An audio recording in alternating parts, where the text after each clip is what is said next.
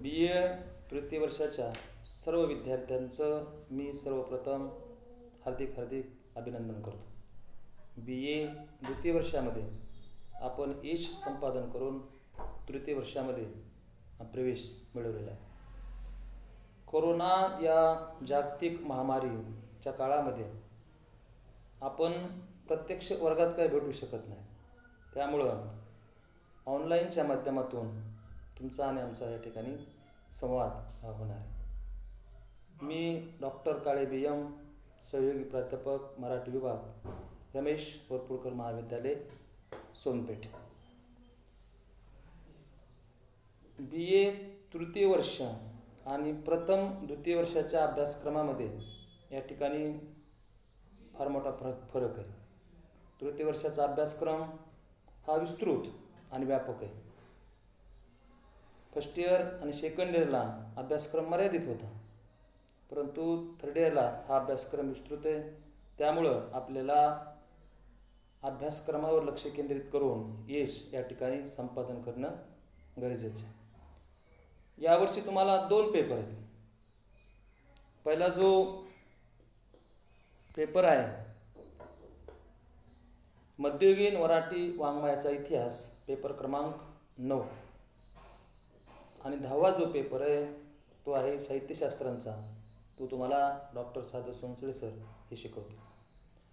मध्ययुगीन मराठी वाङ्मयाचा इतिहास हा जो पेपर आहे, या पेपरच्या अभ्यासक्रमाच्या अनुषंगानं आपण या ठिकाणी चर्चा करणार आहोत. पेपर क्रमांक 9 मध्ययुगीन मराठी वाङ्मयाचा इतिहास हा आपला तृतीय वर्षाचा प्रामुख्याने पहिला पेपर असेल. पेपरचं शीर्षक आहे मध्ययुगीन मराठी वाङ्मयाचा इतिहास. म्हणजे मध्ययुगीन कालखंडामध्ये निर्माण झालेलं जे मराठी वाङ्मय त्याचा आपल्याला या ठिकाणी इतिहास पाहायचा. ढोबळमानाने 13व्या शतकापासून ते 1818 पर्यंत हा जो जवळजवळ 600 वर्षाचा कालखंड आहे, हा कालखंड या ठिकाणी मध्ययुगीन कालखंड म्हणून ओळखला जातो. काही जण प्राचीन कालखंड म्हणूनही त्याचा उल्लेख करतात, परंतु अलीकडेच मात्र मध्ययुगीन कालखंड म्हणून त्याची गणना केली जाते. प्राचीन हा शब्द अतिशय विस्तृत असल्यामुळं 13व्या शतकापासून ते 1818 पर्यंत, 1818मध्ये आपल्या देशामध्ये या ठिकाणी ब्रिटिशांनी स्वतःचा अंमल या ठिकाणी प्रस्थापित केला. 1818चा पुढचा जो कालखंड आहे तो आधुनिक कालखंड म्हणून ओळखला जातो, आणि 1818 पर्यंतचा जो कालखंड आहे तो मध्ययुगीन कालखंड ओळखला जातो. तर या मध्ययुगीन काळामध्ये फार मोठ्या प्रमाणामध्ये मराठी वाङ्मय निर्माण झाले.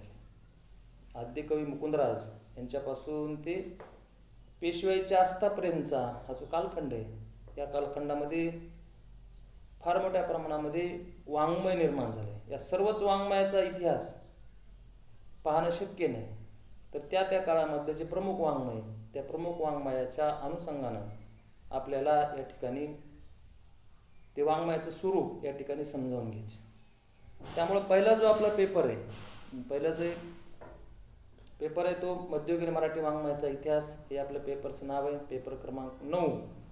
याच्यामध्ये पहिलं जे प्रकरण आहे ते म्हणजे मराठी वाङ्मयाचा आरंभ काळ. मराठी वाङ्मयाचा जो आरंभ काळ आहे, ढोबळमानाने संत कवी मुकुंदराज यांचं जे विवेकसिंधू हा जो ग्रंथ आहे, तिथून मराठीच्या साहित्य संस्काराला काय होती सुरुवात होती. तर त्या अगोदरचा जो कालखंड आहे, त्या अगोदरच्या कालखंडामध्ये प्रामुख्याने लिखित स्वरूपामध्ये वाङ्मय सापडत नाही. लिखित स्वरूपामध्ये वाङ्मय कुठून सापडतं, तर लिखित वाङ्मय आपल्याला प्रामुख्यानं संत कवी, की ज्यांना आपण आद्यकवी असं म्हणतो, किंवा कवी कीर्ती म्हणून देखील त्यांचा उल्लेख केला जातो, त्यांच्या विवेकसिंधू या ग्रंथापासून मराठी वाङ्मयाचा प्रारंभ काळ हा सुरू होतो. तर मराठी वाङ्मयाचा आरंभ काळ या प्रकरणामध्ये आपल्याला आद्यकवी मुकुंदराज यांच्या अगोदरच्या काळामध्ये जे शिलालेख आहेत, जे ताम्रपट आहेत, शिलालेख म्हणजे दगडावर कोरलेले जे लेख आहेत, त्या लेखांमधून मराठी भाषेची उत्पत्ती, मराठी भाषेमध्ये असणारे शब्द याचा आपल्याला त्या ठिकाणी शिलालेखाचा धावता घ्यायचा. ताम्रपट म्हणजे तांब्यावर कोरलेलं जे लेखन आहे, पूर्वीच्या काळी राजे महाराजे एखाद्या सैनिकानं जर काही पराक्रम केला, यश संपादन केलं, तर त्याला काही दान द्यायचे, अशी दानपत्र वगैरे ताम्रपटावर कोरून ठेवलेले. तर त्याच्यामध्ये जो मराठी भाषेचा, मराठी शब्दांचा आपल्याला काय जो उल्लेख सापडतो, त्याचा आपल्याला या प्रकरणामध्ये अभ्यास करायचा. त्यानंतर आद्यकवी मुकुंदराज यांचं जे वाङ्मय, त्यांचा विवेक सिंधू हा ग्रंथ, त्याचबरोबर परमामृत, पवनविजय या ग्रंथाचं स्वरूप आपल्याला या प्रकरणामध्ये अभ्यासायचं. म्हणजे मराठी वाङ्मयाचा आरंभकाळ पाहत असताना या काळामध्ये शिलालेख, ताम्रपट याबरोबरच आद्यकवी मुकुंदराज यांचं चरित्र, त्यांचा असणारा विवेक सिंधू हा ग्रंथ, त्याचबरोबर परमामृत, पवनविजय या ग्रंथाचं स्वरूप आपल्याला या प्रकरणामध्ये अभ्यासायचे. दुसरं जे प्रकरण आहे, महानुभाव संप्रदायाचे साहित्य. महाराष्ट्रामध्ये जे अनेक संप्रदाय निर्माण झाले, त्यामध्ये महानुभाव संप्रदाय, वारकरी संप्रदाय असेल,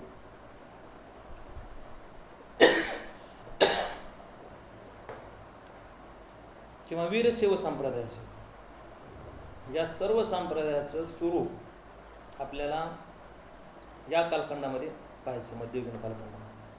तर प्रकरण दुसऱ्यामध्ये महानुभाव संप्रदायाचं जे साहित्य, महानुभाव पंथ किंवा महानुभाव संप्रदाय हा महाराष्ट्रामध्ये अत्यंत महत्त्वाचा असणारा असा संप्रदाय. या संप्रदायानं फार मोठी मौलिक अशी भर मराठी साहित्यामध्ये घातली, किंवा मराठी भाषेचं दालन समृद्ध करण्याचं काम महानुभाव साहित्यिकांनी केलेलं. त्यांच्या भाषेमध्ये असणारा गोडवा, अतिशय छोटी छोटी वाक्य, त्याचा आपल्याला त्या ग्रंथाच्या अनुषंगाने अभ्यास करायचा. आपल्याला माहितीच आहे की महानुभाव संप्रदायाची स्थापना श्री चक्रधर यांनी केली. त्यांचे जे गुरु होते ते श्री गोविंद प्रभू हे होते. महानुभाव संप्रदाय हा वारकरी संप्रदायाप्रमाणेच अतिशय पुरोगामी असणारा असा संप्रदाय आहे. त्या काळामध्ये असणारा जी वर्णव्यवस्था, जाती व्यवस्था या अडथळ्याला बाजूला सारून सर्वांना आपल्या धर्माचे द्वार खुली करून त्या काळामध्ये सामाजिक समता करण्याचा फार मोठा प्रयत्न चक्रधर स्वामी आणि त्यांच्या शिष्यांनी केलेला आहे. तर त्या संप्रदायाचं स्वरूप आपल्याला या ठिकाणी अभ्यासायचं. त्यांच्या प्रेरणा काय आहेत, त्याचं स्वरूप काय आहे, त्याचा या प्रकरणामध्ये अभ्यास करायचा. आता महानुभाव संप्रदायिकांना फार मोठ्या प्रमाणामध्ये वाङ्मय निर्मिती केलेली आहे. सर्वच वाङ्मय आपल्याला या ठिकाणी अभ्यासणं शक्य नाही. त्यामुळं महानुभाव संप्रदायाच्या काळातले जे प्रमुख साहित्य, त्याच्यामध्ये मग लीळाचरित्र हा ग्रंथ आहे. लीळाचरित्र हा ग्रंथ प्रामुख्याने श्री चक्रधर यांच्या लीळा त्या ग्रंथामध्ये माई भटाने संकलित केलेला आहे. लीळा म्हणजे आठवणी, चक्रधरांचं चरित्र त्या लीळांच्या स्वरूपामधून या ग्रंथामध्ये स्पष्ट होतं. हा मराठीमधला पहिला आद्य गद्य ग्रंथ. आद्य गद्य ग्रंथाचा निर्माता म्हणून माई भटाकडे पाहिलं जातं आणि आद्य गद्य ग्रंथ म्हणून लीळाचरित्राचा मराठी साहित्यामध्ये उल्लेख केला जातो. त्याचबरोबर दृष्टांत पाठ हा त्यांचा दुसरा ग्रंथ.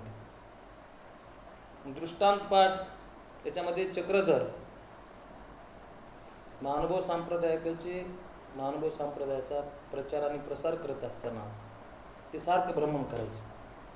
आणि मग भ्रमण करत असताना, गावोगावी भेटी देत असताना महानुभाव संप्रदायाचे तत्वज्ञान ते लोकांना समजावून सांगायचं. आणि मग हे सांगत असताना तत्वज्ञान त्यांच्या गळी उतरावं, त्यांना ते समजावं म्हणून ते प्रामुख्यानं त्यांना काही दृष्टांत सांगत असे. या दृष्टांतामधून लोकांच्या गळी ते तत्वज्ञान उतरण्याचं फार मोठं काम ते करत असत. तर या ग्रंथामध्ये जे दृष्टांत संकलित केलेले आहेत केशरीराज बास यांनी, त्यांचा आपल्याला या ठिकाणी अभ्यास करायचा. आता लीळाचरित्र हा ग्रंथ, दृष्टांत पाठ हा ग्रंथ किंवा सूत्रपाठ हा ग्रंथ प्रामुख्याने एक गद्य ग्रंथ आहे. महानुभाव संप्रदायामध्ये काही पद्य ग्रंथाची निर्मिती झालेली, त्याच्यामध्ये साती ग्रंथाचा समावेश केला जातो. त्याच्यामध्ये प्रामुख्याने 7 ग्रंथ आहेत आणि 7ही ग्रंथ काय तर पद्य ग्रंथ आहेत. महानुभव संप्रदायामध्ये या 7ही ग्रंथांना अत्यंत महत्त्वाचं असं स्थान आहे. या 7ही ग्रंथामध्ये रुक्मिणी स्वयंवरसारखा ग्रंथ आहे, कवी नरेंद्र यांचा हा ग्रंथ आहे. त्याचबरोबर शिशुपालवध, उद्धव गीता, वत्स्याहरण यासारखे सह्याद्री वर्णन असे काही ग्रंथ आहेत, ज्या 7ही ग्रंथ म्हणून त्यांचा उल्लेख केला जातो. प्रामुख्यानं महानुभव पंथाचं जे तत्वज्ञान, महानुभव पंथीयामध्ये त्यांचं सर्वच वाङ्मय प्रामुख्यानं पंचकृष्णावतीत होतं. त्यामध्ये श्री चक्रधर, श्री गोविंद प्रभू, श्रीकृष्ण, गुंडमराव यांच्या अनुषंगानं हे सगळं वाङ्मय. त्या 7ही ग्रंथामध्ये श्रीकृष्ण भक्ती प्रामुख्याने आपल्याला या ठिकाणी दिसून येते. त्या स्वरूपात त्या ग्रंथाचा आपल्याला त्या ठिकाणी अभ्यास करता येईल. त्याचं काय स्वरूप आहे आपण ते प्रकरण अभ्यास असताना त्या ठिकाणी पाहू. आता प्रकरण जे 3रं आहे ते प्रामुख्यानं वारकरी संप्रदाय, ज्याला आपण भक्ती संप्रदाय म्हणतो. महाराष्ट्रामध्ये सर्वात मोठा असणारा जर कोणता संप्रदाय असेल तो म्हणजे वारकरी संप्रदाय.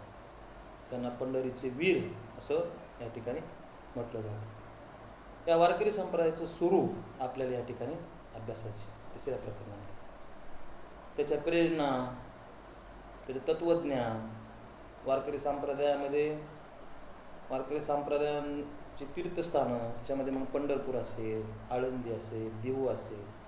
वारकरी संप्रदायामध्ये असणारे जे ग्रंथ आहेत त्याच्यामध्ये संत तुकारामाचे अभंगगाथा असेल, संत ज्ञानेश्वरांची ज्ञानेश्वरीसारखा ताजे ग्रंथ असेल, याचबरोबर सकल संत गाथा असेल आणि संत एकनाथाचे एकनाथी भागवत असेल, रुक्मिणीश्वर असेल, भारुड, गवळणी, या सगळ्या वाङ्मयाचं स्वरूप आपल्याला या वारकरी संप्रदायामध्ये अभ्यासायचं. आणि मग वारकरी संप्रदायामधले जे ज्यांच्यापासून खऱ्या अर्थाने वारकरी संप्रदायाला प्रारंभ होतो किंवा सुरुवात होते असे संत म्हणजे संत नामदेव. संत नामदेवांनी खऱ्या अर्थाने वारकरी संप्रदाय हा घरोघरी पोहोचला. पूर्ण महाराष्ट्रातच नव्हे तर महाराष्ट्राच्या बाहेर वारकरी पंथाची पताका, ध्वज पंजाबमध्ये सुद्धा पसरण्याचं काम ज्या महान संतांनी केलं तो संत म्हणजे संत नामदेव. संत नामदेवाचं चरित्र अभ्यासून आपल्याला त्यांचे जे अभंग आहेत त्या अभंगाचं स्वरूप आपल्याला या ठिकाणी अभ्यासायचं. संत नामदेवानंतर संत ज्ञानेश्वर,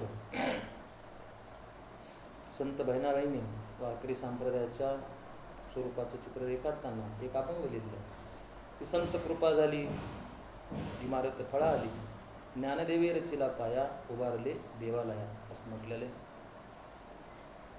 तर वारकरी संप्रदायाचा पाया ज्या संतांनी रचला ते संत म्हणजे ज्ञानेश्वर. त्या ज्ञानेश्वरांचं जे वाङ्मय त्याच्यामध्ये प्रामुख्याने ज्ञानेश्वरीसारखा त्यांचा ग्रंथ असेल, त्याचबरोबर त्यांची अभंग रचना असतील, त्यांच्या विराणे असतील किंवा चांगदेव 65 सारखं त्यांचं प्रकरण असेल, या सगळ्या ग्रंथाचं स्वरूप आपल्याला संत ज्ञानेश्वरांच्या वाङ्मयाचा अभ्यास करत असताना पाहायचं.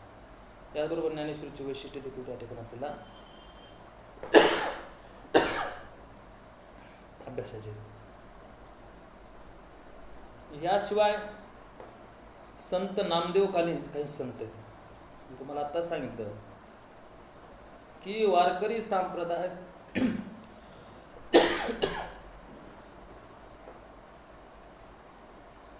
खऱ्या अर्थानं महाराष्ट्रभर पोहोचण्याचं कार्य जर कुणी केलं असेल तर ते संत नामदेवांनी केलं असेल. संत नामदेवांनी पांडुरंगाला महासमन्वयक मानून 18 पगड जातीच्या लोकांना गोळा केला. आषाढी कार्तिकीच्या निमित्तानं भोजन समाजातील अनेक लोक पंढरपूरला जात असत आणि त्या ठिकाणी मग आपल्याला असं दिसतं पहा की भोजन समाजातील अनेक संत आपल्याला संत नामदेवांच्या भोवती दिसतात. तर त्या संतांचं आपल्याला या ठिकाणी काय करायचं आहे, त्यांच्या वाङ्मयाचं स्वरूप आपल्याला अभ्यासायचं. त्याच्यामध्ये संत निवृत्तीनाथ आहेत, संत सोपानदेव आहेत आणि संत मुक्ताबाई हे संत ज्ञानेश्वरांची भावंड आहेत. संत निवृत्तीनाथ हे ज्ञानोबाचे गुरु आहेत सोपानदेव त्यांचे छोटे बंधू आहेत, आणि संत मुक्ताई ही त्यांची बहीण आहे. तर त्यांच्या अभंगाचं स्वरूप आपल्याला या ठिकाणी अभ्यासायचं. त्यांनी अभंगामधून सांगितलेलं, विठ्ठलाचं सांगितलेलं महात्मा असेल, भक्तीचं सांगितलेलं महात्मा असेल, याशिवाय त्यांनी काय केलेला उपदेश असेल, याचं स्वरूप आपल्याला या ठिकाणी पाहायचं. संत वाटिकेतील जाईची वेल असा ज्या जनाईचा उल्लेख केला जातो, किंवा ज्यांच्या अभंगांना भावकविता असं म्हटलं जातं, त्या संत जनाईचे अभंग देखील आपल्याला या ठिकाणी अभ्यासायचे. याशिवाय संत शेणानावी, संत गोरा कुंभार, संत सावतामाळे, ज्यांनी आपल्या कर्मामध्येच पांडुरंग शोधला, त्या संतांचे अभंग आपल्याला या ठिकाणी अभ्यासायचे. याशिवाय संत चोकामेळा आणि संत कर्ममेळा हे दोन्ही संत बहिष्कृत समाजातील संत आहेत, अस्पृश्य संत आहेत. संत चोकामेळा हा संत नामदेवांच्या समकालीन असणारा संत आहे. संत चोकामेळ्यांचे अभंग, त्यांनीच पांडुरंगा वाचणारे निसीम असं प्रेम, संत नामदेव वाचणारे प्रेम, आणि त्यांनी आपल्या अभंगामधून आपल्या अस्पृश्यतेचं संदर्भामध्ये केलेलं दुःख, व्यक्त केलेलं दुःख, या सर्व अभंगाचं स्वरूप आपल्याला त्या ठिकाणी अभ्यासायचं. संत कर्ममेळा हा चोकामेळाचा मुलगा आहे. चोकामेळापेक्षा कर्ममेळा हा बंडखोर संत. आमच्या वाटेला हीन जगणं का आलं असा प्रश्न तो पांडुरंगाला विचार. त्याच्याही अभंगाचं स्वरूप आपल्याला या ठिकाणी अभ्यासायचं आहे. याशिवाय संत कानोपात्रा ही एका गणिकेची मुलगी. वारकरी संप्रदायाचं फार मोठं यश कोणतं असेल तर त्यांनी माणसावर माणूस म्हणून ठेवलं, की ज्या काळामध्ये या देशामध्ये वर्ण, जात, गोत्र, लिंग, कुळ यासारख्या थोतांड कल्पनांची बजबजपुरी माजलेली, अशा काळामध्ये वारकरी संप्रदायानं माणसावर माणूस म्हणून प्रेम केलं. आणि त्यामुळे मग तुम्हाला असं दिसतं पहा की अस्पृश्य जातीमध्ये संत दिसतात, एका गणिकेची मुलगी दिसते, 18 पगड जातीचे संत आपल्याला वारकरी संप्रदायामध्ये दिसतात, काही मुस्लिम देखील संत.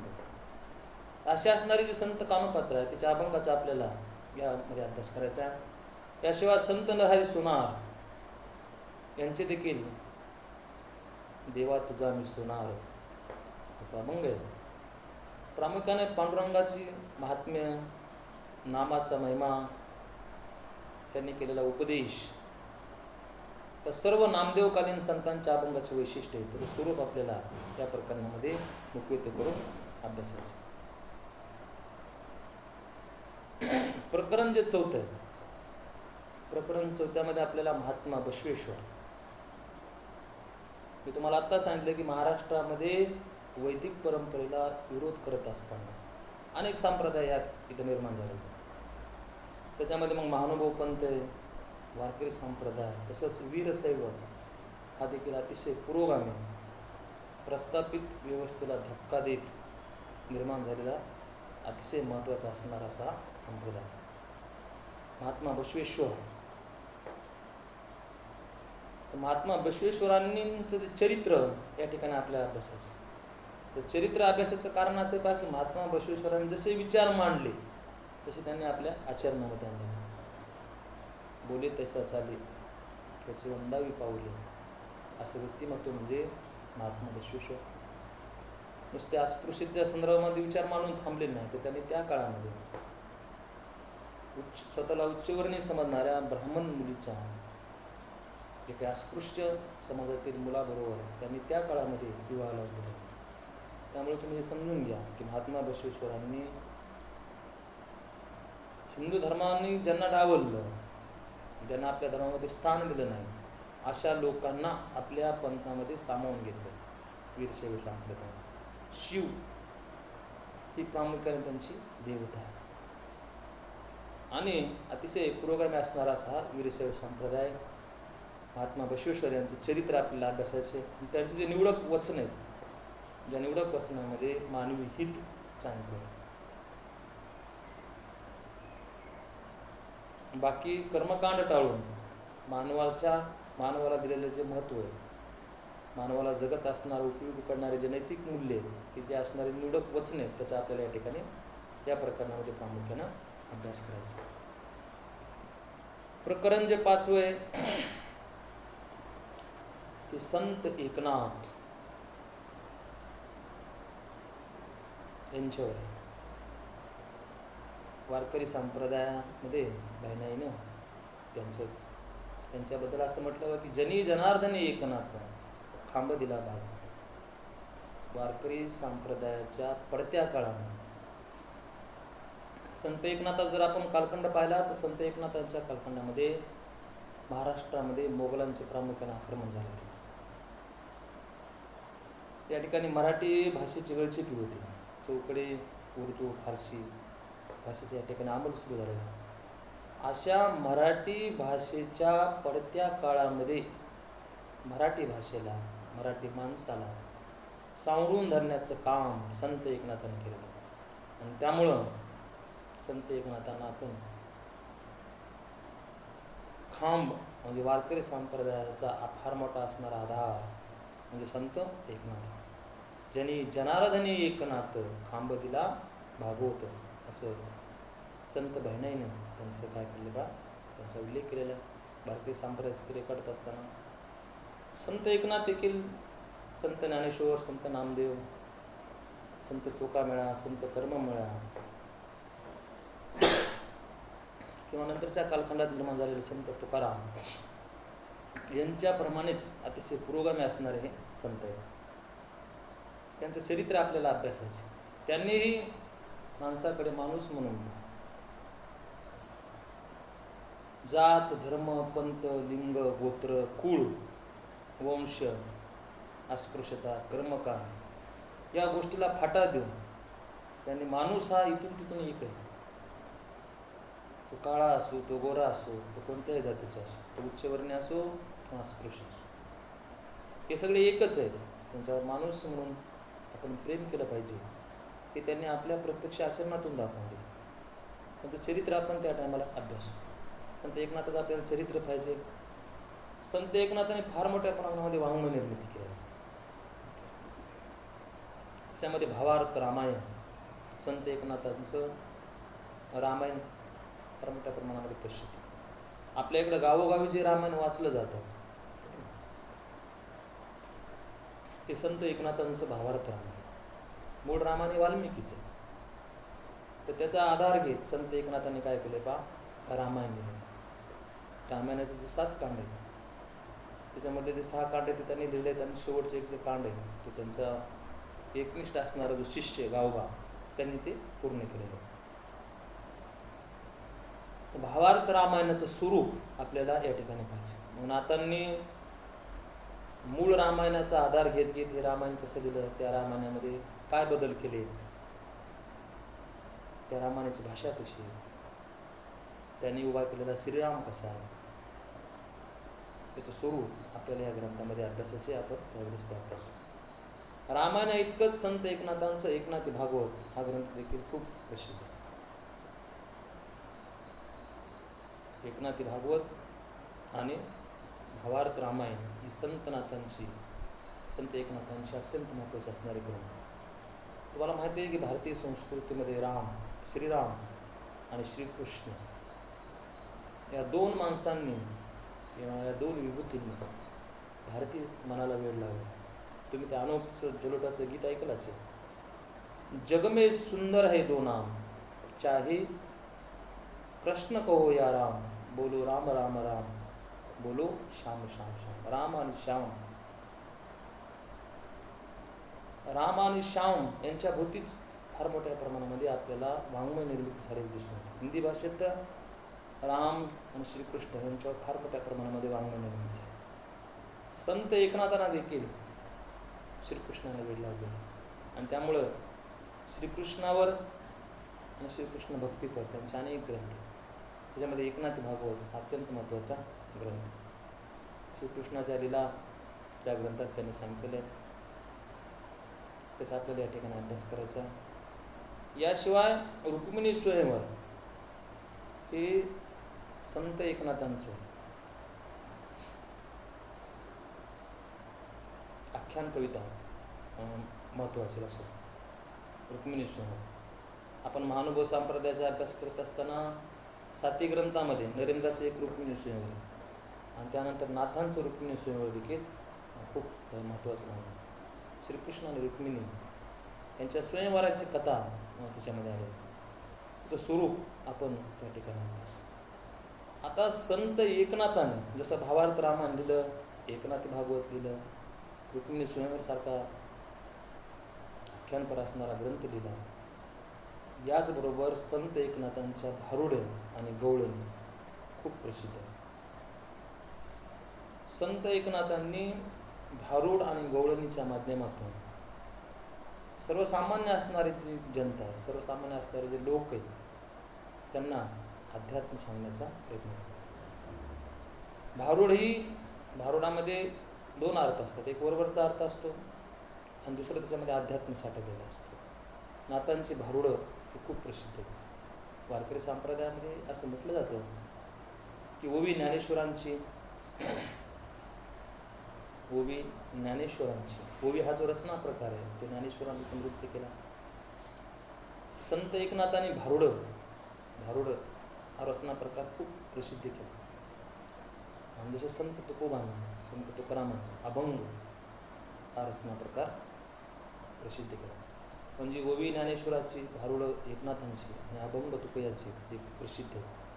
भारुड आणि गवळण यांच्या माध्यमातून संत एकनाथांनी वारकरी संप्रदायाचे जे तत्त्वज्ञान आहे ते तत्त्वज्ञान सर्वसामान्य माणसांच्या गळी जे उतरलं त्याचा आपल्याला या प्रकरणामध्ये अभ्यास करायचा.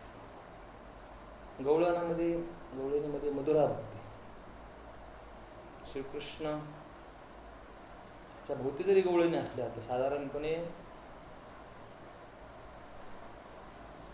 श्रीकृष्ण किंवा हा जो ईश्वर आहे तो त्या ठिकाणी प्रिय करेल आणि भक्त जो आहे तो प्रियशी. तर प्रियकराकडे प्रियशी जशी आकर्षित झालेली असते किंवा जितक्या ओढीनं, जितक्या आतुरतेनं ती प्रियकराची वाट पाहत असते, असं गवळणीच्या माध्यमातून त्या दोघांमध्ये मधुरा भक्ती या ठिकाणी नाथांनी सांगितलेली त्याचे स्वरूप आपण अभ्यास. असं एकंदरीत मध्ययुगीन मराठी वाङ्मयाच्या इतिहासाचा अभ्यास करीत असताना आपल्याला 5व्या सत्रामध्ये प्रामुख्यानं आद्यकवी मुकुंदराज पहिल्या प्रकरणामध्ये, दुसऱ्या प्रकरणामध्ये महानुभव संप्रदायाचा आपल्याला अभ्यास करायचा आहे, तिसऱ्या प्रकरणामध्ये वारकरी संप्रदायाचा अभ्यास करायचा आहे, चौथ्या प्रकरणात आपल्याला महात्मा बसवेश्वर आणि त्यांची वचनं यांचा अभ्यास करायचा आहे, आणि शेवटचं जे 5वं प्रकरण आहे त्याच्यामध्ये आपल्याला संत एकनाथ आणि त्यांनी निर्माण केलेलं जे वाङ्मय, या वाङ्मयाचं स्वरूप आपल्याला अभ्यासायचं. 5व्या सत्राचा ढोबळ साधारणपणे हा अभ्यास करणार. आपला 75 मार्काचा पेपर आहे, 40 मार्काचे प्रश्न हे दीर्घोत्तरी असतील आणि 35 मार्काचं आपलं इंटरनल असेल. त्या इंटरनलमध्ये प्रामुख्यानं 10 मार्काच्या 2 टेस्ट आहेत, 10 मार्काच्या असाइनमेंट आहे आणि चर्चासत्राच्या अनुषंगाने असे एकंदरीत 35 मार्क आहेत. असं हे 40 मार्काचे दीर्घोत्तरी प्रश्न, त्यामध्ये 10 मार्काचे 3 प्रश्न आहेत आणि 4था प्रश्न टिपाद्यामध्ये एकूण 4 टिपा विचारल्या जातील. त्यापैकी 2 टिपा आपल्याला सोडायच्या 5-5 मार्काच्या, ते 40 आणि 35 असं 75 मार्काचा असं एकंदरीत आपला पेपर. आज आपण तुमच्यासमोर या ठिकाणी मी अभ्यासक्रम ठेवलेला आहे.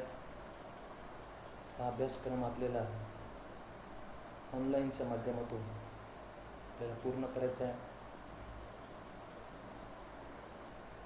माणूस हा निसर्गासोबत राहत असताना